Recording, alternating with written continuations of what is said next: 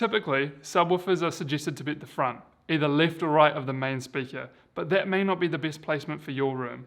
Hey team, I'm Josh. In this video we'll look at how to determine where to place your subwoofer and some techniques to allow you to feel the bass without annoying your neighbours. Let's get to it. Subwoofers are an omnidirectional speaker, meaning they radiate sound in all directions. This allows us to place them anywhere within the room in the hopes of being able to hear the deep sound without being able to pinpoint where the sound is coming from. To figure out the best placement, we need to do a few tests. But before we begin, I need to note that using a microphone and a piece of software to measure your room's acoustics is the most ideal method.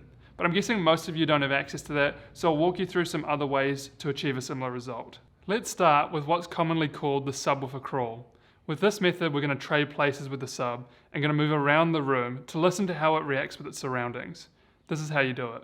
Place your subwoofer in the main seating position. It's okay to lean it on its side, but make sure you don't block the port or driver. If you have a traditional home theatre setup, then disconnect all other speakers from the amplifier, as we want to isolate just the bass tones. For soundbar users, unfortunately you can't turn off the main bar, so there's two options. Either move the bar into the room over and cover it with blankets to dampen the sound, just make sure it's still within range of the sub, or use a test track that just plays the bass tones. I found a bunch on YouTube and I'll leave a link to a great playlist.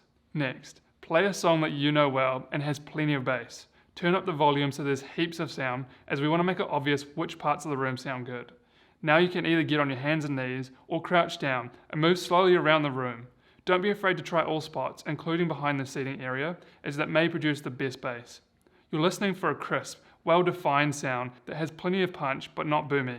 You may find there's multiple spots that sound equally as pleasing, so choose the one that's most convenient to place a sub and fits in best with the aesthetics of your room. Some places you can try include to the left and right of your cabinet, even going as far as the corner of the room, as well as next to, under, or behind your couch. Now have a listen in your seat and decide whether you're happy with the performance. If not, try one of the other positions until you're satisfied. If you're still not sure and you want a more scientific method, then you can purchase a microphone and software which will show you exactly where to place a sub. I'll leave a link to some suggestions in the description. Once you've found where in the room to place a sub, now you want to know which way to point it. The driver should face out towards the listener and the port needs to be in free airflow. If you have a downward firing sub, then have the driver pointing towards the floor and the port in free air. You can place some subwoofers under your couch, such as the Sonos, Samsung and LG subs.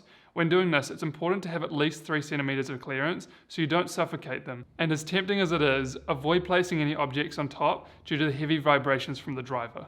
I put out fun polls most days asking you guys questions about your setups, and I get a great response from you all. One of the questions this week was, what's underneath your subwoofer? 64% of you have hard floors as opposed to 31% with carpet. There's no right or wrong floor type, but they do have their own characteristics when interacting with the sub. Sound travels through wooden floors far easier, especially when you're on the upper level.